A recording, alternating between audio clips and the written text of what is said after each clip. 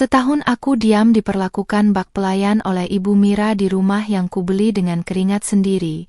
Namun saat dia berani membuang kenangan almarhum orang tuaku dan mencoba menjodohkan Randy dengan wanita lain, aku tak akan tinggal diam lagi. Lihat saja bagaimana dia langsung bungkam dan gemetar saat aku melempar sertifikat rumah ini ke wajahnya sambil meneriakkan kata pergi. Tepat di depan hidungnya. Asal mana nih yang nonton? Coba tulis di komentar ya. Jangan lupa subscribe Cerita Dulu. Aku berdiri di depan cermin besar di kamar utama, merapikan hijab pashmina silk berwarna nude yang melilit kepalaku dengan sempurna. Di balik pantulan kaca, kulihat diriku sendiri, seorang wanita muda berusia 25 tahun dengan wajah yang sering dibilang orang imut dan manis. Namun hari ini sorot mataku tampak begitu redup.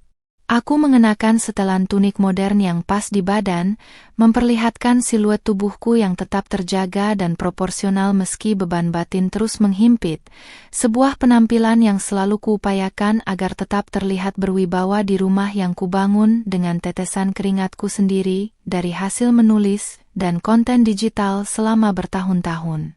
Suara decitan pintu kamar yang terbuka kasar tanpa ketukan membuat bahuku sedikit berjingkat, sebuah kebiasaan buruk yang terbentuk sejak Ibu Mira, ibu mertuaku, memutuskan untuk pindah dan menetap di sini 6 bulan lalu. Tanpa rasa bersalah, ia melangkah masuk dengan daster batik kumalnya, matanya langsung menyisir setiap sudut kamarku seolah sedang mencari kesalahan atau debu yang terlewat, sementara aroma minyak angin yang menyengat mulai memenuhi ruangan yang biasanya harum semerbak bunga melati kegemaranku. "Zalina, kamu itu istri macam apa? Jam segini masih dandan di depan cermin sementara dapur masih berantakan dan lantai belum dipel?" Tanyanya dengan nada suara melengking yang seketika merusak ketenangan pagi yang baru saja ingin kunikmati. Aku menghela napas panjang, mencoba menelan bulat-bulat rasa sesak yang mulai naik ke tenggorokan, karena aku tahu persis bahwa semua pekerjaan rumah sudah kuselesaikan sejak subuh tadi sebelum ia bahkan terbangun dari tidur lelapnya di kamar tamu yang kini ia klaim sebagai wilayah kekuasaannya. Aku membalikkan badan, menatap wajahnya yang tampak selalu tidak puas dengan garis-garis kerutan di dahi yang menyiratkan sifat dominannya, sambil berusaha tetap mempertahankan senyum tipis yang sopan meski hatiku mulai panas. Aku menjelaskan dengan nada lembut bahwa aku harus segera menyelesaikan beberapa kontrak kerja digital pagi ini, agar cicilan rumah dan biaya hidup kami, termasuk uang belanja bulanan yang sering ia pakai untuk membeli perhiasan emas, bisa tetap lancar mengalir tanpa kendala sedikit pun. Namun, bukannya mengerti, Ibu Mira justru mencibir sambil membetulkan letak gelang-gelang emasnya yang bergemerincing di pergelangan tangannya, seolah ingin memamerkan bahwa dialah yang paling berhak atas segala kenyamanan di rumah ini karena telah melahirkan Randy. "Halah, cuma duduk di depan laptop dibilang kerja. Itu cuma alasan kamu saja buat malas-malasan.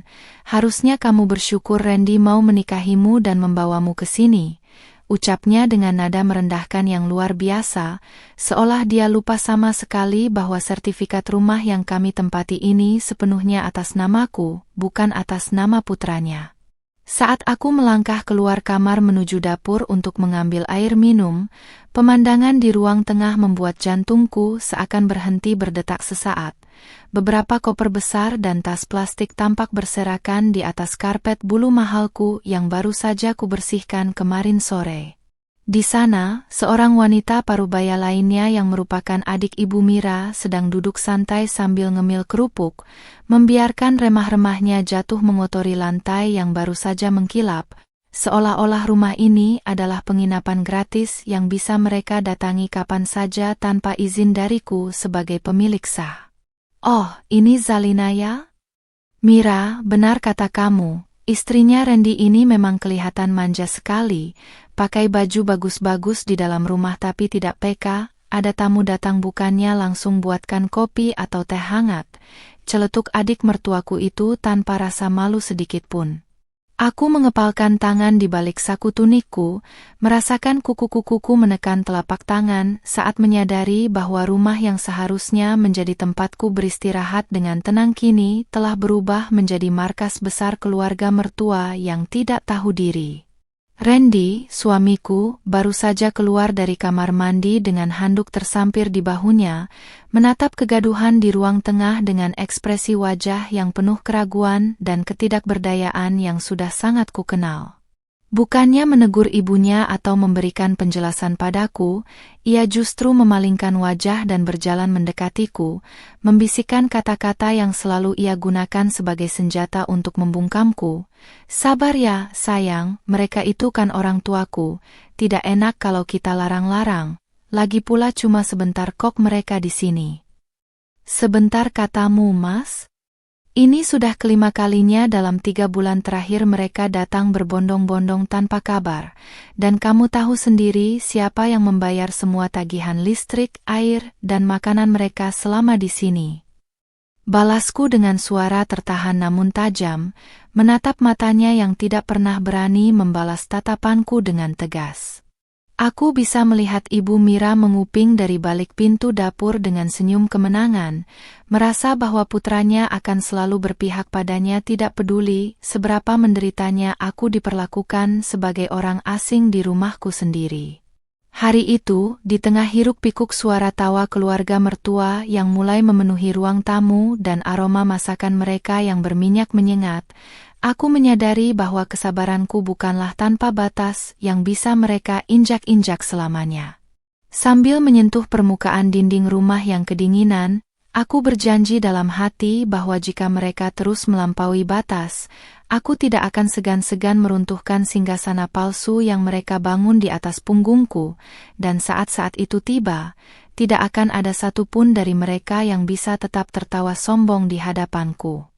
Suasana rumah yang biasanya tenang kini berubah menjadi pasar kaget yang penuh dengan kebisingan dan aroma yang tidak kusukai, membuat kepalaku berdenyut kencang seketika. Aku berdiri mematung di ambang pintu dapur, menyaksikan adik Ibu Mira dan 2 orang keponakannya membongkar isi tas mereka di ruang tengah, menyebarkan pakaian kotor dan barang bawaan di atas sofa bludru berwarna krem yang kubeli dengan harga mahal. Tidak ada satupun dari mereka yang meminta izin atau sekadar menyapa dengan sopan, seolah-olah keberadaanku di rumah ini hanyalah sebagai pajangan atau mungkin pelayan yang tak kasat mata bagi mereka. "Zalina, jangan cuma berdiri seperti patung di situ, cepat ke pasar dan beli daging rendang serta ayam yang banyak. Hari ini saudara-saudaraku mau makan besar untuk merayakan kedatangan mereka." Perintah Ibu Mira dengan suara lantang dari arah meja makan tanpa melihat ke arahku sedikit pun. Ia sedang asyik memamerkan koleksi piring kristalku kepada adiknya, piring-piring yang sebenarnya hanya kugunakan untuk acara-acara spesial, namun kini ia keluarkan begitu saja tanpa peduli jika ada yang pecah atau tergores karena kecerobohan mereka. Aku mendekat dengan langkah berat, mencoba mempertahankan martabatku sebagai pemilik rumah meski di dalam hati badai kemarahan mulai bergemuruh hebat menuntut untuk dilepaskan. "Bu, bukannya Zalina tidak mau, tapi hari ini aku ada jadwal meeting penting dengan klien dari Jakarta secara daring, dan stok makanan di kulkas sebenarnya masih cukup untuk makan siang kita semua." Jawabku berusaha setenang mungkin, meskipun aku bisa merasakan getaran di suaranya karena menahan emosi yang meluap-luap di dada. Ibu Mira mendengus kencang, meletakkan piring kristal itu dengan kasar ke atas meja hingga menimbulkan bunyi dentingan yang menyakitkan telingaku, lalu menatapku dengan sorot mata penuh kebencian. Klien lagi. Kamu itu lebih mementingkan orang asing daripada melayani keluarga suamimu sendiri. Apa begini cara orang tuamu mendidikmu menjadi seorang istri?" Ucapnya dengan kalimat yang mulai menyerang ranah pribadiku, sebuah penghinaan yang terasa seperti sembilu yang menyayat hatiku, karena ia berani membawa-bawa almarhum orang tuaku dalam egoisitasnya. Di sudut ruangan, Randy hanya duduk terdiam sambil memainkan ponselnya, Sesekali ia menatapku dengan pandangan memelas seolah memintaku untuk kembali mengalah demi kedamaian semu yang selalu ia agung-agungkan. Ketidaktegasannya sebagai seorang suami benar-benar menjadi bensin yang menyulut api kemarahanku, membuatku merasa benar-benar sendirian berjuang mempertahankan kedaulatan di bawah atap rumahku sendiri yang kini terasa sangat asing dan menyesakkan. Tanpa menunggu jawabanku lebih lanjut, Ibu Mira langsung merogoh tas kerjaku yang tergeletak di meja samping, sebuah tindakan lancang yang membuatku tersentak kaget dan segera merebut tas itu kembali dari tangannya yang kasar. "Ibu apa-apaan? Ini tas kerja saya, tidak boleh sembarangan dibuka." Bentakku dengan suara yang sedikit meninggi, membuat seisi ruangan mendadak hening dan semua mata kini tertuju padaku dengan tatapan yang menghakimi, seolah-olah akulah penjahat di sini. "Oh, jadi sekarang kamu sudah berani membentak orang tua yang sudah melahirkan suamimu? Randy, lihat istrimu ini, baru punya uang sedikit saja sombongnya sudah selangit, berani dia berteriak di depan ibumu."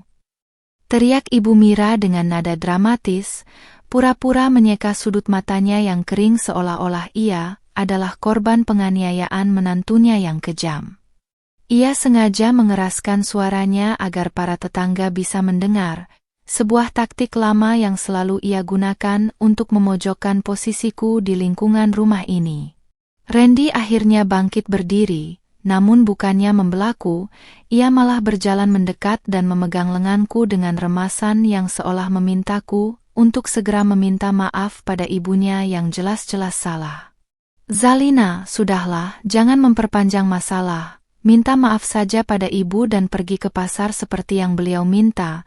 Nanti uangnya aku ganti kalau gajian," bisiknya dengan nada pengecut yang membuat rasa hormatku padanya semakin terkikis hingga ke titik nol yang paling dalam. Aku melepaskan cengkeraman tangannya dengan sentakan kasar, menatapnya dengan pandangan yang tidak lagi penuh cinta, melainkan penuh dengan kekecewaan yang sudah membeku menjadi bongkahan es yang dingin. Aku tidak akan membiarkan mereka menguras tabunganku dan tenagaku lebih jauh lagi, hanya untuk memuaskan keserakahan keluarga yang bahkan tidak pernah menghargai keberadaanku sebagai manusia, apalagi sebagai pemilik sah aset yang mereka nikmati dengan cuma-cuma ini. Akhirnya, aku memilih untuk masuk ke dalam kamar dan mengunci pintu dengan rapat, mengabaikan teriakan makian Ibu Mira dan gedoran pintu dari Randy yang terus memohon agar aku keluar dan mengalah sekali lagi. Di dalam kamar yang sunyi, aku duduk di tepi ranjang sambil memeluk foto almarhum ayah dan ibuku, menyadari bahwa rumah ini bukan lagi tempat yang aman bagiku jika aku terus-menerus membiarkan para benalu ini mengisap kebahagiaanku. Aku harus mulai menyusun rencana, karena jika mereka menganggap diamku adalah kelemahan, maka mereka akan segera tahu betapa mengerikannya saat aku mulai bertindak dengan logika dan bukti yang nyata. Pagi berikutnya, aku terbangun dengan perasaan tidak enak yang menyelimuti dada, seolah ada badai besar yang sedang mengintai di balik pintu kamar. Aku segera bangkit dan merapikan diri, mengenakan gamis katun yang nyaman namun tetap memperlihatkan lekuk tubuhku yang proporsional, serta hijab instan yang praktis untuk memulai aktivitas pagi. Namun, saat aku membuka pintu kamar, suasana rumah terasa sunyi yang mencurigakan. Tidak ada suara tawa keras atau dentingan piring seperti biasanya, hanya ada aroma debu dan suara gesekan benda berat di lantai yang berasal dari arah gudang belakang. Aku melangkah dengan cepat menuju gudang kecil di dekat dapur, tempat di mana aku menyimpan semua harta karun pribadiku, termasuk beberapa kardus berisi barang-barang peninggalan almarhum orang tuaku yang belum sempat kupindahkan. Jantungku serasa berhenti berdetak saat melihat pintu gudang terbuka lebar dan Ibu Mira berdiri di sana bersama keponakannya, sedang memilah-milah barang di dalamnya dengan ekspresi jijik, seolah sedang menyentuh sampah yang tidak berguna. Di tangan keponakannya, kulihat sebuah kotak kayu berukir, kotak musik pemberian almarhum ayah, yang kini tampak sudah berdebu dan diperlakukan dengan sangat kasar. "Bu, apa yang Ibu lakukan di sini?" Kenapa barang-barang saya dikeluarkan semua? Tanyaku dengan suara bergetar karena menahan amarah yang luar biasa hebat. Aku segera menghampiri mereka dan berusaha mengambil kembali kotak musik itu, namun Ibu Mira justru menghalangi langkahku dengan tubuhnya, menatapku dengan tatapan dingin dan senyum sinis yang menyakitkan. Ia menunjuk ke arah tumpukan kardus di luar gudang yang sudah basah terkena sisa air hujan tadi malam, dan seketika aku menyadari bahwa itu adalah kardus-kardus berisi buku, album foto, dan pakaian peninggalan ibu. Gudang ini terlalu sempit, Zalina dan adikku butuh tempat untuk menaruh barang-barang dagangannya yang banyak itu selama dia menginap di sini, ucap Ibu Mira dengan nada bicara yang sangat santai, seolah tindakannya membuang kenanganku bukanlah sebuah kejahatan besar. Ia menambahkan bahwa barang-barang sampah itu hanya akan memenuhi rumah dan menjadi sarang kecoa, jadi ia memutuskan untuk membuangnya ke tempat sampah di depan rumah, agar rumah putranya ini terlihat lebih bersih dan rapi. Darahku mendidih seketika, mataku panas menahan air mata yang ingin tumpah saat melihat album foto masa kecilku tergeletak di atas tumpukan sampah plastik yang kotor di luar sana. Itu bukan sekadar barang bekas bagi diriku, itu adalah satu-satunya sisa keberadaan orang tuaku yang masih bisa kupeluk saat aku merasa kesepian di dunia yang kejam ini. Aku menatap Ibu Mira dengan tajam, mencoba memahami bagaimana ada seorang manusia yang begitu teganya menghancurkan hati orang lain demi kepentingan egonya yang picik dan tidak masuk akal. Ini rumah saya, Bu. Semua yang ada di sini adalah milik saya, termasuk gudang ini, dan Ibu tidak punya hak sedikit pun untuk menyentuh apalagi membuang barang-barang saya. Teriakku dengan suara menggelegar yang membuat keponakan mertuaku itu terlonjak kaget dan menjatuhkan kotak musik kayu itu hingga retak di lantai. Suara retakan kayu itu terdengar seperti suara hatiku yang hancur berkeping-keping, memicu ledakan emosi yang selama ini kupendam rapat-rapat demi menjaga perasaan Randy sebagai suamiku. Randy yang mendengar keributan itu berlari dari arah ruang tamu dengan wajah pucat pasi. Namun saat ia melihat kekacauan di depan gudang, ia hanya terdiam dan tidak berani berkata apa-apa. Aku menunjuk ke arah barang-barangku yang sudah kotor di luar sana dan meminta Randy untuk mengambilnya kembali, namun suamiku itu justru menunduk dan bergumam bahwa barang-barang itu memang sudah lama dan mungkin sudah tidak layak simpan. Pengkhianatan Randy yang lebih memilih mendukung kegilaan ibunya daripada perasaanku benar-benar menjadi titik balik yang mengubah segalanya bagiku. Aku tidak lagi menangis, melainkan tertawa getir sambil memunguti serpihan kotak musik yang hancur itu, merasakan kemarahan yang dingin mulai mengambil alih akal sehatku sepenuhnya. Aku berdiri tegak, membiarkan hijabku sedikit berantakan karena gerakan kasar, dan menatap mereka bertiga dengan pandangan yang seolah bisa menembus jantung mereka. Kalian benar-benar tidak tahu diri ya? Menumpang di rumah orang tapi bersikap seolah kalianlah pemiliknya, bahkan berani menghancurkan barang berharga milik pemilik rumah ini sendiri, ucapku dengan nada suara yang rendah namun penuh ancaman. Ibu Mira yang merasa terancam justru semakin menjadi-jadi. Ia mulai berteriak bahwa aku adalah menantu yang durhaka dan mengancam akan menyuruh Randy menceraikanku jika aku terus bersikap tidak sopan padanya. Ia merasa sangat di atas angin karena yakin Randy akan selalu berlutut pada setiap keinginannya, tanpa menyadari bahwa kesabaranku sudah mencapai titik 0 derajat yang membeku. Aku hanya tersenyum tipis mendengarnya, sebuah senyuman yang membuat Ibu Mira mendadak terdiam, karena ia tidak pernah melihatku menunjukkan ekspresi seberani dan sedingin itu sebelumnya. Hari itu, aku berhenti memunguti barang-barangku yang sudah rusak dan membiarkannya tetap berada di sana sebagai bukti bisu atas kekejaman mereka yang tidak akan pernah kulupakan. Aku masuk kembali ke kamar, mengunci diri, dan mulai membuka brankas kecil di bawah tempat tidur untuk mengambil sebuah dokumen penting bersampul merah dengan logo Garuda yang mengkilap. Saat jemariku menyentuh permukaan sertifikat itu, Aku tahu bahwa waktu untuk bermain-main sudah berakhir, dan besok, aku akan menunjukkan pada mereka siapa yang sebenarnya berhak mengusir dan siapa yang seharusnya diusir dari istana ini. Malam itu, suasana di dalam kamar terasa sangat dingin, meski aku tidak menyalakan pendingin ruangan sama sekali. Aku duduk di tepi ranjang, memandangi Randy yang baru saja masuk dan menutup pintu dengan gerakan ragu, seolah dia sedang memasuki kandang singa yang siap menerkamnya kapan saja. Wajahnya tampak kuyu, namun tidak ada sedikit pun gurat penyesalan yang tulus di sana. Yang kulihat hanyalah ketakutan karena kenyamanannya terganggu oleh ketegangan yang aku ciptakan di rumah ini. "Zalina, tolonglah, jangan seperti ini terus. Ibu hanya ingin merapikan rumah agar keluarga besar kita merasa nyaman saat berkunjung," ucap Randy memulai pembicaraan dengan nada yang sangat menjengkelkan di telingaku. Dia berjalan mendekat, mencoba menyentuh bahuku dengan tangan yang terasa sangat asing bagiku sekarang, namun aku segera menghindar dengan gerakan yang tegas dan dingin. Aku menatapnya lurus-lurus, mencoba mencari sisa-sisa pria tegas yang dulu berjanji akan menjagaku di depan almarhum ayahku, namun sosok itu sudah lenyap ditelan bayang-bayang ibunya.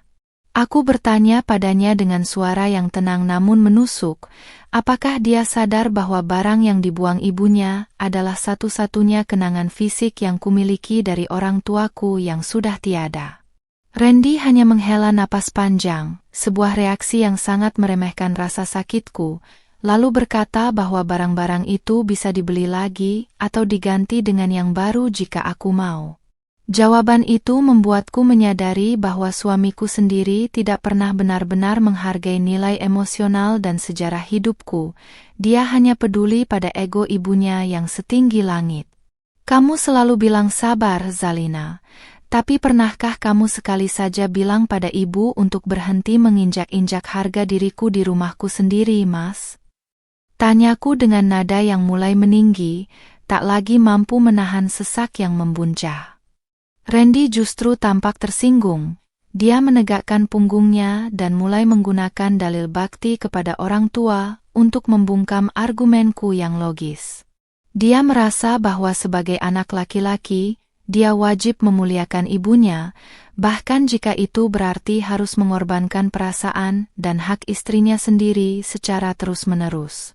Topeng pria penyayang dan adil yang selama ini ia kenakan di depan teman-teman dan keluarga besarnya kini retak di hadapanku, memperlihatkan sosok asli yang lemah dan manipulatif. Dia mulai menyalahkan pekerjaanku sebagai penulis konten, mengatakan bahwa mungkin aku terlalu banyak berimajinasi dan menjadi terlalu sensitif karena terlalu sering berada di depan layar komputer. Baginya, semua protesku adalah bentuk drama yang tidak perlu, bukan sebuah reaksi wajar atas penindasan yang kulami secara nyata setiap hari. Aku hanya bisa menatapnya dengan rasa tidak percaya saat dia mulai membanding-bandingkan aku dengan istri teman-temannya yang menurutnya jauh lebih sabar dalam menghadapi mertua meski tidak bekerja. Dia lupa, atau mungkin sengaja melupakan, bahwa akulah yang membayar biaya renovasi rumah ini, akulah yang melunasi DP mobil yang dia pakai ke kantor, dan akulah yang menanggung biaya makan ibunya setiap hari. Randy menikmati semua fasilitas yang kuberikan, namun dia tidak memberikan perlindungan moral sedikit pun sebagai kompensasi atas semua pengorbananku. Kalau kamu memang merasa ibu adalah segalanya, kenapa kamu tidak mengajak ibu tinggal di rumah kontrakan yang kamu bayar sendiri dengan gajimu, Mas? Tantangku dengan suara yang membuat dia terdiam seketika dengan wajah memerah menahan malu. Aku tahu persis bahwa gajinya sebagai staf administrasi biasa tidak akan sanggup membiayai gaya hidup mewah ibunya yang senang pamer perhiasan dan mentraktir saudara-saudaranya makan besar. Selama ini, dia hanya numpang gagah di atas kerja kerasku, sementara dia membiarkan ibunya memperlakukanku seperti sampah. Randy mulai marah. Dia memukul meja rias dengan cukup keras hingga botol parfumku bergetar, mencoba menunjukkan dominasinya sebagai pria yang mulai merasa terdesak oleh kebenaran. Jaga bicaramu, Zalina. Jangan karena kamu punya banyak uang, kamu jadi berani merendahkan suamimu sendiri di depan ibunya. Teriaknya, sebuah reaksi klasik dari pria yang tidak punya argumen kuat selain mengandalkan emosi dan status sebagai kepala keluarga yang sebenarnya hanyalah gelar kosong. Aku tidak takut, sedikit pun tidak. Justru aku merasa semakin yakin bahwa pernikahan ini sedang menuju jurang kehancuran yang sudah tidak bisa diselamatkan lagi dengan kata-kata manis. Aku berdiri, merapikan hijabku di depan cermin tanpa memperdulikan kemarahannya, dan memberikan senyuman paling sinis yang pernah kumiliki selama hidupku. Aku memberitahunya bahwa mulai besok, segalanya akan berubah, dan dia tidak akan lagi bisa berlindung di balik punggungku sambil membiarkan ibunya menusukku dari belakang. Randy keluar dari kamar dengan membanting pintu. Mungkin dia pikir dia telah memenangkan perdebatan malam ini dengan suara kerasnya, padahal dia baru saja kehilangan satu-satunya orang yang tulus mencintainya. Aku kembali ke meja kerjaku, membuka laptop, dan mulai memindahkan beberapa data keuangan serta bukti-bukti transfer yang selama ini sengaja kusimpan sebagai arsip pribadi. Malam itu, aku tidak tidur untuk menangis, melainkan untuk mempersiapkan diri menyambut hari esok yang akan menjadi awal dari akhir drama keluarga yang memuakkan ini. Suasana pagi ini terasa sangat berbeda. Ada aura ketegangan yang bercampur dengan kegembiraan yang dipaksakan dari arah ruang makan. Aku sengaja keluar kamar sedikit terlambat, mengenakan gamis berwarna emerald yang elegan dengan hijab senada yang membingkai wajahku dengan tegas, menunjukkan bahwa aku tetap menjaga martabatku meski di dalam rumah.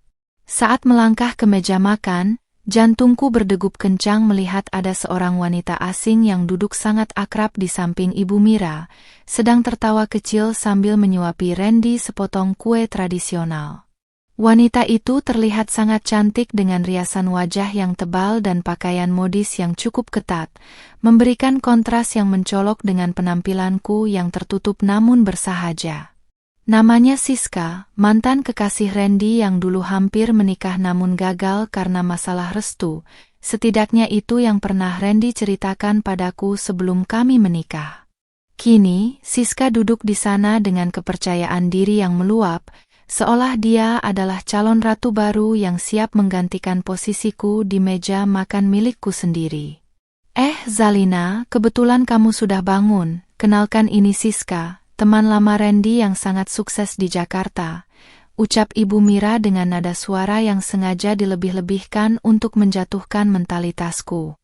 Ia menarik kursi untuk Siska agar lebih dekat dengan Randy, sementara aku hanya berdiri mematung di ujung meja, menatap piring-piring makanan yang biasanya aku siapkan, kini telah diganti dengan hidangan mewah yang entah siapa yang membelinya. Siska menatapku dari ujung kaki hingga ujung kepala dengan tatapan yang sangat merendahkan, lalu tersenyum simpul yang penuh kepalsuan sambil mengulurkan tangannya yang lentik. Oh, ini istrinya Randy ya? Manis sih, tapi sayang ya Rand, seleramu sekarang berubah jadi sangat tradisional. Celetuknya dengan nada yang sangat menghina, membuat keponakan-keponakan Ibu Mira di sudut ruangan tertawa cekikikan melihat reaksiku. Randy tampak sangat salah tingkah. Ia tidak berani menatap mataku dan justru pura-pura sibuk mengaduk kopinya dengan wajah yang merona, karena malu atau mungkin karena senang dengan kehadiran mantan kekasihnya itu. Bukannya mengusir wanita itu karena tidak menghormati istrinya, Randy justru membiarkan Siska terus-menerus memuji masa lalu mereka di depan hidungku, seolah-olah aku hanyalah pelayan yang sedang berdiri menunggu perintah. Siska ini hebat loh, Zalina. Dia punya butik besar dan pengetahuannya soal bisnis sangat luas. Tidak seperti kamu yang kerjanya cuma mengetik cerita tidak jelas di rumah. Tambah Ibu Mira dengan bumbu penghinaan yang semakin tajam menusuk ulu hatiku. Ia sengaja mengungkit-ungkit kegagalan Siska di masa lalu sebagai kelebihan sekarang, hanya untuk membuatku merasa kecil dan tidak berdaya di rumah yang sebenarnya merupakan bukti keberhasilanku sebagai penulis. Aku tidak menyambut uluran tangan Siska, melainkan menarik kursi di hadapan mereka dengan gerakan yang pelan namun penuh wibawa, membuat suara gesekan kursi di lantai terdengar begitu nyaring di ruangan yang mendadak sunyi. Aku menatap Siska lurus-lurus, lalu beralih pada Ibu Mira dengan senyum yang sangat tenang, sebuah ketenangan yang biasanya menandakan bahwa aku sedang menghitung langkah untuk melakukan serangan balik yang mematikan. "Selamat datang di rumah saya, Mbak Siska. Saya harap Ibu Mira sudah memberitahu Mbak bahwa segala kenyamanan yang Mbak nikmati di sini, mulai dari kursi yang Mbak duduki sampai makanan di atas meja ini, semuanya dibayar dengan hasil ketikan tidak jelas saya," ucapku dengan suara yang jernih dan tegas. Membuat wajah Siska seketika berubah menjadi kaku dan senyum Ibu Mira memudar dalam sekejap. Randy tersedak kopinya sendiri, menatapku dengan mata membelalak seolah tidak percaya bahwa aku akan seberani itu mempermalukan tamu spesial ibunya di depan umum. Ibu Mira mulai berteriak bahwa aku tidak sopan dan memalukan keluarga di depan tamu, namun aku hanya mengangkat satu tangan untuk membungkamnya, sebuah gestur otoritas yang selama ini tidak pernah kutunjukkan kepada siapapun di rumah ini. Aku berdiri kembali, merapikan letak hijabku yang sedikit bergeser, lalu meninggalkan mereka yang masih terpaku di meja makan tanpa pamit sedikit pun. Aku masuk ke ruang kerjaku dan mengunci pintu, menyadari bahwa kehadiran Siska adalah rencana terakhir Ibu Mira untuk menyingkirkanku, namun ia tidak tahu bahwa ia baru saja memberiku alasan yang paling kuat untuk segera membersihkan rumah ini dari segala bentuk parasit, baik itu mantan kekasih suamiku maupun mertua yang tidak tahu diri. Setelah ketegangan di meja makan tadi pagi, aku memutuskan untuk tidak keluar kamar sama sekali, mengabaikan suara tawa Siska dan Ibu Mira yang sengaja dikeraskan agar sampai ke telingaku. Aku duduk di depan laptop, namun pikiranku tidak tertuju pada draft novel terbaruku, melainkan pada sebuah kecurigaan yang muncul sejak aku melihat Ibu Mira begitu percaya diri membawa orang asing masuk ke sini. Ada sesuatu yang tidak beres dengan cara Ibu Mira menyebut rumah ini sebagai rumah putranya secara berulang-ulang di depan Siska, seolah-olah dia memiliki jaminan kuat yang tidak kuketahui. Dengan tangan yang sedikit bergetar, aku mulai mengakses akun perbankan bersama yang dulu pernah kubuat dengan Randy untuk keperluan biaya operasional rumah tangga kami. Sebenarnya, aku sudah lama tidak mengecek akun itu karena aku lebih banyak menggunakan rekening pribadiku untuk transaksi besar, namun hari ini firasatku mengatakan ada yang disembunyikan di sana. Benar saja, mataku membelalak melihat rentetan transaksi keluar dalam jumlah besar selama 3 bulan terakhir yang dialirkan ke sebuah rekening atas nama pribadi yang tidak kukenali. Aku merasa duniaku seakan berputar saat menyadari bahwa total uang yang ditarik mencapai ratusan juta rupiah. Uang yang seharusnya kusisihkan untuk pelunasan pajak bumi dan bangunan serta biaya renovasi taman belakang. Tidak hanya itu, aku menemukan sebuah surel masuk di kotak masuk akun bersama yang dikirim oleh sebuah biro jasa hukum terkait pengajuan balik nama dokumen properti. Napas duniaku terasa sesak.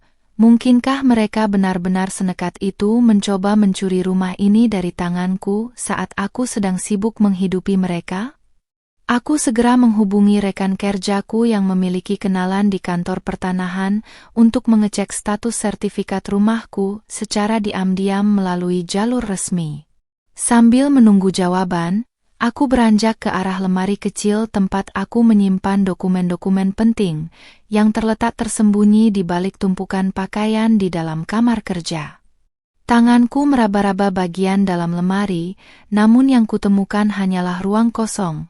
Map merah berisi sertifikat asli yang kemarin masih ada di sana, kini telah lenyap tanpa jejak. Rasa mual seketika menyerang perutku, dan aku harus berpegangan pada pinggiran meja agar tidak jatuh tersungkur karena syok yang luar biasa hebat. Aku menyadari bahwa Randy pasti telah mengambilnya saat aku tertidur lelap atau saat aku sedang berada di kamar mandi, karena hanya dia yang tahu letak kunci cadangan lemari tersebut. Mereka bukan hanya menumpang dan menghinaku, tapi mereka sedang merencanakan perampokan hak milikku secara sistematis di bawah atap rumahku sendiri. Aku menarik napas dalam-dalam, mencoba menenangkan detak jantungku yang berpacu liar, lalu mulai mengumpulkan semua bukti digital, tangkapan layar transaksi, bukti transfer asliku ke pengembang rumah, serta salinan digital sertifikat yang untungnya selalu kusimpan di layanan penyimpanan awan. Aku adalah seorang penulis yang terbiasa menyusun plot rumit, dan kali ini aku akan menggunakan kecerdasanku untuk menyusun skenario nyata yang akan menghancurkan mereka tanpa ampun. Tidak akan ada lagi air mata, yang ada hanyalah perhitungan yang dingin dan akurat. Terdengar ketukan pelan di pintu, dan suara Randy memanggilku dengan nada yang seolah-olah tidak terjadi apa-apa, memintaku keluar karena Siska ingin pamit pulang. Aku menutup laptopku perlahan, menghapus jejak air mata yang sempat menggenang, dan berdiri tegak dengan penuh martabat di depan cermin. Aku merapikan hijabku, memastikan tidak ada satupun helai rambut yang keluar, karena mulai detik ini aku harus terlihat sempurna dan tak tergoyahkan di depan musuh-musuhku. Saat aku keluar, Siska menatapku dengan senyum penuh kemenangan, seolah dia sudah berhasil merebut semua yang kumiliki, termasuk suamiku dan rumah ini. Ibu Mira berdiri di sampingnya sambil memegang tas bermerek yang aku tahu pasti dibeli dengan uang hasil curian dari rekening bersamaku tadi. Mereka tampak begitu bahagia, seolah-olah kemenangan sudah berada di genggaman mereka, tanpa menyadari bahwa aku sudah memegang sumbu peledak yang siap kuhidupkan kapan saja. Zalina, Siska mau pulang dulu, dia bilang lain kali kamu harus belajar berdandan lebih modis, agar Randy tidak malu membawamu ke acara teman-temannya, ucap Ibu Mira dengan nada menghina yang sudah menjadi makananku sehari-hari. Aku hanya tersenyum sangat manis, senyuman yang paling tulus yang pernah kuberikan, dan mengucapkan terima kasih atas saran berharga tersebut, membuat Randy tampak sedikit bingung melihat perubahanku yang mendadak menjadi tenang. Setelah mereka pergi dan Randy kembali ke dalam rumah dengan wajah yang tampak lega, aku hanya menatap punggung suamiku itu dengan perasaan dingin yang luar biasa. Dia tidak tahu bahwa aku baru saja mendapatkan konfirmasi dari rekanku, bahwa ada upaya pengajuan balik nama yang ditangguhkan karena ketidaksamaan tanda tangan pemilik sah. Permainan mereka sangat kasar dan bodoh, dan aku akan memastikan bahwa saat matahari terbit besok, mereka akan merasakan bagaimana rasanya kehilangan segalanya dalam satu kedipan mata. Matahari pagi menyelinap masuk melalui celah gorden, namun tidak ada kehangatan yang kurasakan selain dinginnya tekad yang sudah membeku di dalam dada.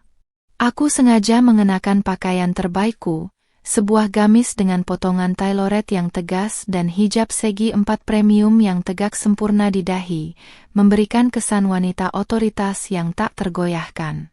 Aku keluar menuju meja makan di mana Ibu Mira sudah duduk dengan angkuhnya, tampak sedang menghitung beberapa lembar uang di bawah meja, sementara Randy tampak gelisah sambil terus menghindari tatapanku. Zalina, kebetulan kamu di sini, Ibu mau bicara soal rencana renovasi ruang depan karena Siska bilang desainnya sudah kuno, ucap Ibu Mira tanpa basa-basi, seolah dia sedang berbicara dengan pelayan kontraktor, bukan dengan pemilik rumah. Dia meletakkan gelas tehnya dengan suara dentingan keras, menatapku dengan sorot mata merendahkan yang hari ini terasa 1000 kali lebih tajam dari biasanya. Aku hanya berdiri diam di ujung meja, membiarkan dia menikmati momen delusinya sebelum aku menghancurkannya berkeping-keping. Ketika aku tidak menjawab, Ibu Mira justru semakin merasa di atas angin dan mulai melontarkan kalimat-kalimat yang menyerang fisikku secara langsung di depan Randy dan saudara-saudaranya yang lain. Dia mencibir bahwa penampilanku yang selalu tertutup hijab syar'i namun memiliki lekuk tubuh body goals itu hanya sia-sia karena aku dianggap tidak pintar bersolek seperti Siska. Dia bahkan menyebutku sebagai wanita pembawa sial yang hanya tahu cara menyimpan uang tanpa tahu cara membahagiakan mertua dan mempercantik rumah putranya. Ibu bilang ini rumah siapa? Tanyaku dengan nada suara yang sangat tenang, namun memiliki kedalaman yang mampu membuat suasana meja makan seketika senyap seperti pemakaman. Randy tersedak rotinya, sementara Ibu Mira mengangkat dagunya dengan sombong, bersiap untuk mengeluarkan kebohongan yang paling besar yang pernah ia ciptakan dalam hidupnya.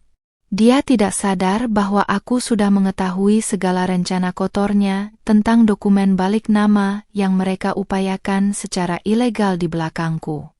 Tentu saja rumah Randy. Kamu itu cuma menumpang karena suamimu kasihan melihat kamu tidak punya siapa-siapa lagi setelah orang tuamu meninggal. Teriak Ibu Mira dengan suara melengking yang mulai memenuhi seluruh ruangan. Kalimat itu adalah puncak dari segala penghinaannya. Dia menggunakan status yatim piatuku sebagai senjata untuk merendahkan harga diriku di hadapan kerabatnya yang kini ikut menatapku dengan pandangan sinis. Aku bisa merasakan jemariku bergetar, bukan karena takut, melainkan karena menahan dorongan untuk tertawa melihat kebodohannya yang begitu nyata. Randy akhirnya angkat bicara. Namun seperti yang sudah kuduga, dia justru memintaku untuk tidak mendebat ibunya dan menerima kenyataan bahwa status rumah ini sedang diatur ulang untuk kebaikan keluarga. Zalina, jangan keras kepala. Ibu hanya ingin kita punya aset yang jelas atas nama laki-laki sebagai kepala keluarga. Jangan buat malu di depan bibi-bibimu, ucapnya dengan nada pengecut yang membuatku merasa jijik hingga ke tulang sumsum. Dia benar-benar mengkhianati kepercayaan yang kubangun selama 2 tahun pernikahan kami demi ego yang rapuh. Ledakan itu akhirnya terjadi, namun bukan dalam bentuk teriakan histeris, melainkan sebuah pernyataan dingin yang keluar dari mulutku dengan sangat lancar. Aku memberitahu mereka bahwa aku tahu tentang hilangnya sertifikat di lemari kerjaku, dan aku juga tahu tentang upaya balik nama ilegal yang mereka lakukan dengan memalsukan tanda tanganku. Seketika, wajah Ibu Mira yang tadinya merah karena amarah berubah menjadi pucat pasi, sementara Randy menjatuhkan sendoknya ke lantai hingga menimbulkan bunyi dentangan yang nyaring. Kalian pikir aku sebodoh itu?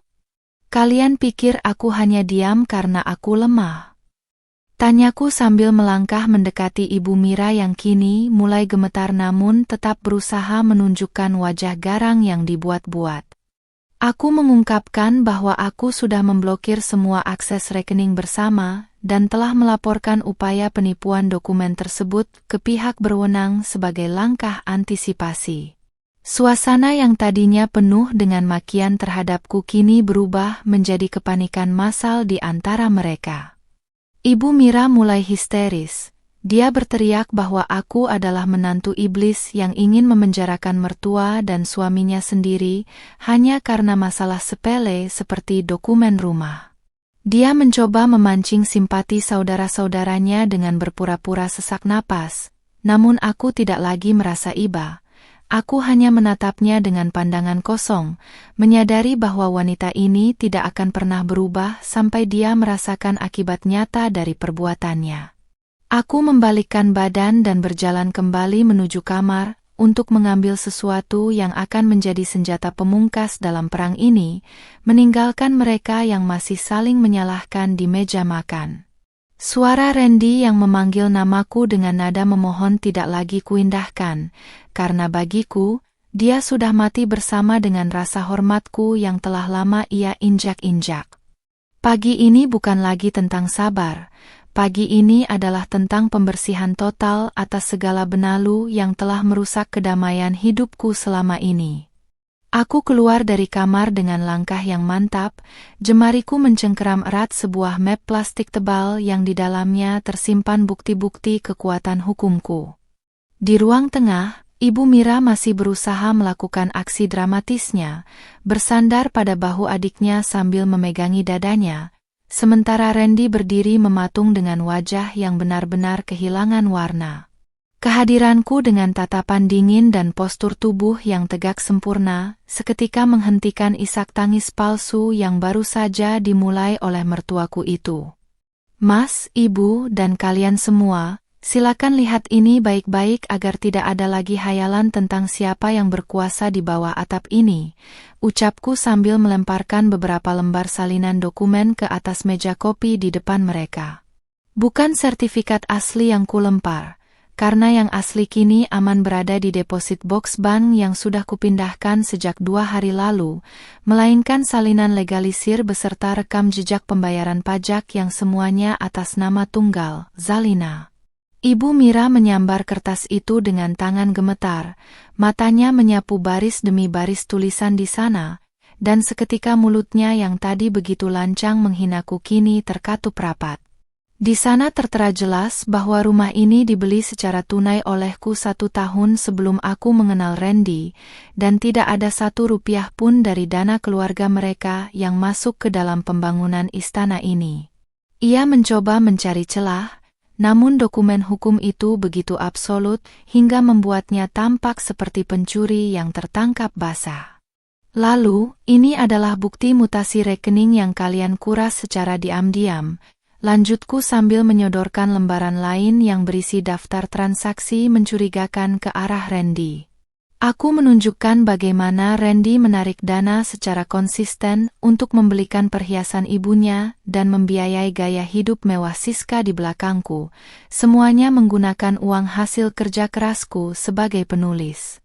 Randy tertunduk sangat dalam, tangannya mengepal di sisi tubuhnya, tak mampu mengeluarkan 1 patah kata pun untuk membela diri. Saudara-saudara Ibu Mira yang tadinya ikut menghinaku kini mulai saling berbisik dan perlahan menjauh dari mertuaku, seolah tidak ingin ikut terseret dalam masalah hukum yang mulai tercium baunya. Mereka yang tadi menganggapku pelayan kini menatapku dengan ketakutan, menyadari bahwa wanita yang mereka injak-injak ini memiliki kuasa penuh untuk menyeret mereka semua ke jalur hukum atas tuduhan perusakan barang dan penipuan. Ibu bilang aku menumpang? Ibu bilang aku yatim piatu yang tidak punya siapa-siapa? Tanyaku dengan suara yang rendah namun menggelegar di dalam ruangan yang sunyi senyap itu. Aku melangkah mendekati Ibu Mira hingga jarak kami hanya terpaut beberapa senti, membuat wanita itu refleks mundur hingga terpojok di sofa bludru yang kini tampak terlalu mewah untuknya. Aku ingin dia merasakan tekanan mental yang selama ini aku rasakan setiap kali dia merendahkan martabat orang tuaku.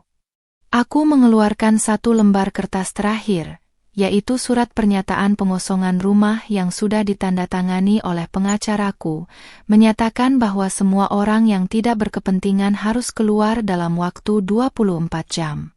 Ibu Mira mendongak, matanya membelalak penuh kemarahan yang bercampur dengan keputusasaan yang nyata, menyadari bahwa gertakanku kali ini bukan sekadar ancaman kosong. Dia mencoba berteriak lagi, namun suaranya tercekat di tenggorokan, benar-benar diam 1000 bahasa saat melihat materai dan stempel hukum di sana. Randy mencoba memegang tanganku, suaranya parau saat memanggil namaku, mencoba menggunakan sisa-sisa kenangan manis kami untuk melunakkan hatiku yang sudah membatu. Zalina, tolong, jangan lakukan ini pada ibu, dia sudah tua, kemana kami harus pergi kalau kamu mengusir kami sekarang? Tanyanya dengan nada yang sangat memuakkan, masih saja memosisikan dirinya sebagai korban di tengah pengkhianatan yang ia lakukan sendiri. Aku melepaskan tangannya dengan gerakan yang sangat kasar, menatapnya dengan rasa jijik yang sudah mencapai puncaknya, lalu berkata bahwa mereka seharusnya memikirkan hal itu sebelum membuang barang kenangan orang tuaku dan mencoba menjodohkannya dengan wanita lain. Kesempatan untuk berdiskusi sudah hangus bersama dengan foto-foto almarhum ibuku yang basah kuyup di tempat sampah kemarin sore karena ulah mereka. Aku berdiri di tengah ruangan, memerhatikan mereka semua yang kini tampak seperti orang asing yang tersesat di rumahku, tanpa ada lagi aura kesombongan yang tadi pagi mereka pamerkan. Aku memberikan isyarat pada mereka untuk segera membereskan barang-barang mereka jika tidak ingin aku memanggil petugas keamanan untuk mengeluarkan mereka secara paksa. Hari ini, Kejutan sertifikat merah itu telah meruntuhkan segala bentuk kezaliman yang mereka bangun, dan aku tidak akan pernah menoleh ke belakang lagi. Suasana rumah yang biasanya bising dengan suara perintah Ibu Mira kini berubah drastis menjadi kepanikan yang luar biasa. Aku berdiri bersedekap di tengah ruang tamu, memerhatikan dengan pandangan dingin saat mertuaku itu mulai berlarian ke sana kemari, mencoba memasukkan pakaian-pakaian mahalnya ke dalam koper dengan tangan yang masih gemetar hebat. Tidak ada lagi sisa keangkuhan di wajahnya. Yang tersisa hanyalah raut wajah pucat dan mata yang sembab karena menyadari bahwa gertakan menantu lemah ini ternyata adalah serangan mematikan yang tak bisa ia hindari. Randy mencoba menghampiriku sekali lagi, wajahnya tampak sangat kacau dengan rambut yang berantakan, mencoba memelas agar aku memberikan waktu setidaknya 1 minggu untuk mereka mencari kontrakan. Namun, aku hanya menunjuk ke arah jam dinding besar di ruang tamu yang terus berdetak, mengingatkan mereka bahwa waktu 24 jam yang kuberikan sedang berjalan menuju titik habis. Setiap detik yang berlalu adalah pembalasan untuk setiap air mata yang kusembunyikan di balik bantal selama setahun penuh penindasan ini. Mas, jangan minta belas kasihan padaku setelah kamu membiarkan ibu membuang satu-satunya kenangan almarhum ayahku ke tempat sampah, ucapku datar, memotong kalimat permohonannya sebelum sempat terucap sempurna. Aku melangkah menuju pintu utama dan membukanya lebar-lebar, membiarkan angin sore masuk dan menyapu aroma pengap penuh drama yang selama ini terjebak di dalam rumah ini. Beberapa tetangga yang kebetulan lewat mulai menoleh penasaran, namun aku tidak peduli lagi dengan citra keluarga yang selama ini mati-matian kujaga demi martabat Randy. Ibu Mira berteriak histeris saat melihat keponakan-keponakannya mulai mengangkut tas-tas plastik besar berisi barang mereka ke teras rumah. Ia merasa sangat dipermalukan di depan orang banyak. Ia mencoba duduk di lantai, melakukan aksi mogok dan mengancam akan bunuh diri jika aku tetap bersikeras mengusirnya. Namun aku hanya mengeluarkan ponsel dan mulai menekan nomor kantor polisi terdekat. Melihat tindakanku yang tidak main-main, ia langsung bangkit berdiri dengan sigap, ketakutan bahwa sisa hari tuanya benar-benar akan dihabiskan di balik jeruji besi karena kasus pemalsuan dokumen. Saudara-saudara Ibu Mira yang tadinya begitu vokal menghinaku kini tampak seperti tikus yang ketakutan. Mereka bergegas keluar tanpa berani menatap mataku sedikit pun. Mereka membawa semua barang dagangan yang tadinya memenuhi gudangku, meninggalkan lantai yang kotor dan berantakan. Namun aku sama sekali tidak keberatan membersihkannya, nanti asalkan mereka lenyap dari pandanganku. Rumah ini harus segera disucikan dari energi negatif yang mereka bawa selama berbulan-bulan ini. Saat koper terakhir milik Ibu Mira diseret keluar oleh Randy, wanita tua itu berhenti di ambang pintu, menatapku dengan kebencian yang masih menyala-nyala di matanya meski tubuhnya tampak lemas. Kamu akan kualat, Zalina. Seorang istri yang mengusir mertua tidak akan pernah mencium bau surga. Teriaknya dengan suara parau, mencoba menggunakan dalil agama terakhirnya untuk membuatku merasa bersalah. Aku hanya tersenyum tipis, sebuah senyuman kemenangan yang sangat tenang, dan mengingatkannya bahwa surga juga tidak diperuntukkan bagi mereka yang menzalimi anak yatim dan mencuri hak orang lain. Randy berdiri di samping ibunya, menatap rumah ini untuk terakhir kalinya dengan tatapan yang penuh penyesalan. Namun bagiku penyesalannya sudah terlambat dan tidak bernilai lagi. Aku memberikan sebuah map kecil kepadanya yang berisi surat gugatan cerai yang sudah kutandatangani sejak tadi pagi, sebuah dokumen yang melengkapi pengusiran ini secara hukum dan ikatan batin. Dia tampak terguncang, tangannya bergetar menerima kertas itu, menyadari bahwa dia bukan hanya kehilangan rumah mewah ini, tapi juga kehilangan wanita yang telah menjamin hidupnya selama ini. Pergi, Mas. Bawa ibumu ke tempat yang menurut kalian lebih pantas untuk kalian huni, dan jangan pernah mencoba menghubungi aku lagi lewat jalur manapun, perintahku dengan nada final yang tidak menerima bantahan. Aku menarik pintu besar itu dan menutupnya dengan dentuman yang keras, suara yang terdengar seperti penutup sebuah bab gelap dalam hidupku yang penuh dengan penderitaan. Aku mengunci pintu dari dalam, memutar kunci 2 kali, dan menyandarkan tubuhku di balik pintu sambil memejamkan mata erat-erat. Untuk pertama kalinya dalam setahun, rumah ini terasa begitu sunyi, begitu damai, dan begitu luas tanpa ada suara makian atau langkah kaki yang tidak diinginkan. Aku berjalan menuju ruang tengah yang berantakan, namun aku tidak merasa lelah sedikit pun untuk mulai merapikannya kembali sesuai dengan seleraku sendiri.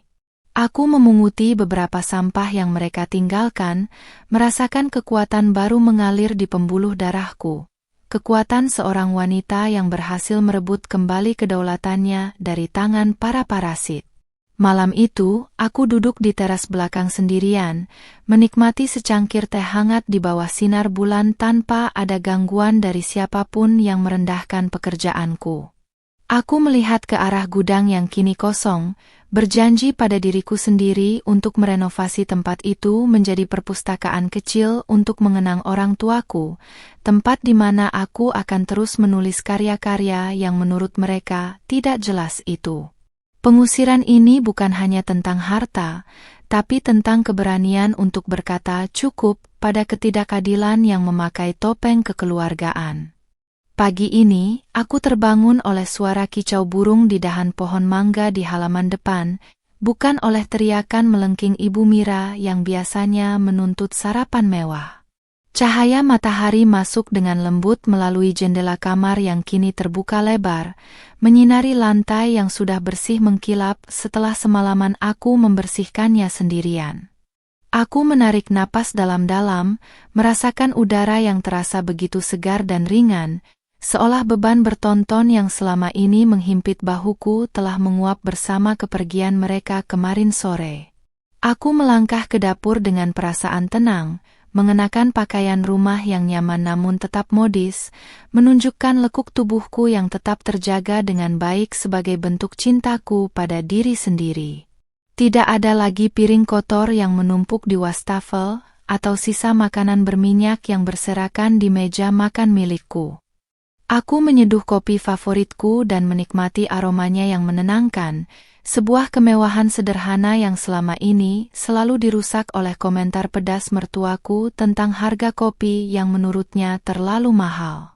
Sambil menyesap kopi, aku membuka ponselku dan menemukan puluhan pesan serta panggilan tak terjawab dari Randy dan beberapa kerabatnya yang mencoba memohon belas kasihan. Ada satu pesan dari Randy yang mengatakan bahwa mereka kini terpaksa tidur di sebuah penginapan murah yang sempit karena tidak ada saudara yang mau menampung Ibu Mira dalam jangka panjang. Aku hanya membacanya tanpa sedikit pun rasa iba yang tersisa, lalu dengan gerakan tegas, aku memblokir semua nomor mereka secara permanen agar kedamaianku tidak lagi terusik.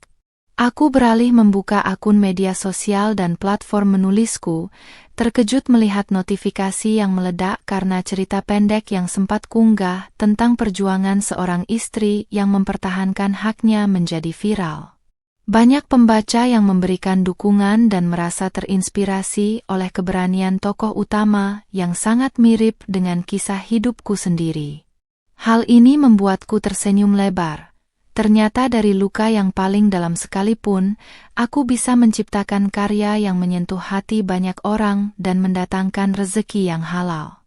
Siang harinya, seorang petugas kontraktor datang untuk memulai renovasi gudang belakang yang kemarin sempat dirusak oleh Ibu Mira dan keponakannya.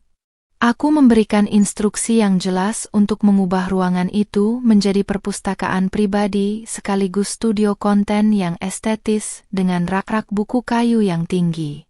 Di sudut ruangan, aku akan meletakkan kotak musik kayu peninggalan ayah yang sudah kuperbaiki secara profesional, sebagai simbol bahwa meskipun mereka mencoba menghancurkan kenanganku, aku selalu punya cara untuk menyatukannya kembali. Saat sedang meninjau pekerjaan kontraktor, sebuah mobil mewah berhenti di depan gerbang rumahku, Rupanya itu adalah kurir yang mengantarkan buket bunga besar dan dokumen kontrak baru dari sebuah penerbit ternama. Mereka tertarik untuk mengadaptasi novel-novelku menjadi serial drama karena tema kemandirian wanita yang kubawa dianggap sangat relevan dengan zaman sekarang. Ini adalah bukti nyata bahwa ketika kita berani melepaskan hal-hal yang beracun, Tuhan akan menggantinya dengan pintu-pintu keberhasilan yang jauh lebih besar. Sore harinya, aku menyempatkan diri untuk pergi ke salon dan melakukan perawatan tubuh sebagai bentuk self-reward atas semua perjuangan mental yang kulalui. Aku melihat pantulan diriku di cermin. Seorang wanita 25 tahun yang cantik, imut, dan mandiri, dengan tatapan mata yang kini jauh lebih bersinar dan penuh percaya diri. Aku tidak lagi membutuhkan pengakuan dari seorang suami yang lemah atau mertua yang zalim untuk merasa berharga, karena kebahagiaanku sepenuhnya ada di tanganku sendiri. Ketika kembali ke rumah, aku melewati deretan rumah tetangga yang kini menatapku dengan rasa hormat, bukan lagi dengan rasa kasihan seperti saat Ibu Mira sering memfitnahku di depan mereka. Aku berhenti sejenak untuk menyapa mereka dengan ramah, menunjukkan bahwa pengusiran itu bukanlah bentuk kejahatan, melainkan bentuk ketegasan dalam menjaga harga diri. Aku ingin semua orang tahu bahwa seorang wanita berhijab yang lembut sekalipun bisa menjadi sangat kuat ketika hak dan kehormatan keluarganya diinjak-injak. Malam harinya, aku duduk di ruang tamu yang kini sudah tertata rapi sesuai dengan seleraku yang minimalis dan elegan, tanpa ada lagi barang-barang norak milik mertuaku. Aku membuka laptop dan mulai mengetik bab terakhir dari novel yang sedang kukerjakan, sebuah bab yang menceritakan tentang indahnya kebebasan dan memulai hidup baru. Jari-jariku menari dengan lincah di atas papan ketik, menuangkan semua rasa syukur dan harapan ke dalam kata-kata yang mengalir dengan sangat indah dan penuh tenaga. Sebelum mematikan lampu untuk beristirahat, aku menatap sertifikat rumah yang kini terbingkai rapi di dinding ruang kerjaku sebagai pengingat akan perjuanganku. Aku berdoa dalam hati, bersyukur kepada Tuhan atas kekuatan yang diberikan untuk mengusir para benalu yang sempat merusak kebahagiaanku di rumah ini. Kini, pergi dari rumah ini bukan lagi sebuah teriakan amarah, melainkan sebuah pernyataan kemenangan yang menutup lembaran lama dan membuka babak baru hidupku yang jauh lebih gemilang dan penuh berkah.